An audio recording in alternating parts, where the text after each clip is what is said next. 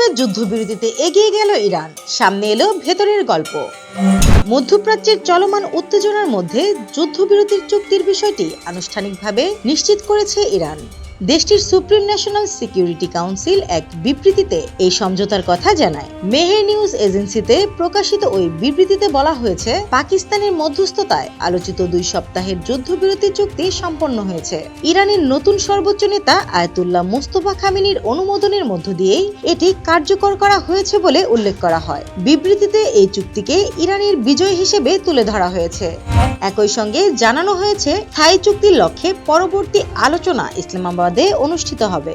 পাকিস্তানের প্রধানমন্ত্রী শাহবাজ শরীফ field marshal Asim মনিরের সঙ্গে আলোচনার ভিত্তিতে 2 সপ্তাহের যুদ্ধবিরতি চুক্তি সম্পন্ন হয়েছে। 2 সপ্তাহের জন্য শর্ত হিসেবে হরমুজ প্রণালী উন্মুক্ত রাখার বিষয়টি উল্লেখ করা হয়। ট্রাম্প জানান, ইরানের দেওয়া 10 দফা প্রস্তাব আলোচনার একটি কার্যকর ভিত্তি তৈরি করেছে এবং দীর্ঘমেয়াদী শান্তি প্রতিষ্ঠার পথে 2 দেশ অনেক দূর এগিয়েছে। এদিকে মার্কিন সংবাদ মাধ্যম CNN এর বরাতে জানা গেছে, ইসরায়েলও এই যুদ্ধবিরতিতে সম্মত হয়েছে। একই তথ্য ইসরায়েলের রাষ্ট্রীয় সম্প্রচার মাধ্যম কানে প্রচার করা হয়েছে। স্নিগ্ধা আখি, দৈনিক নতুন সময়, ঢাকা।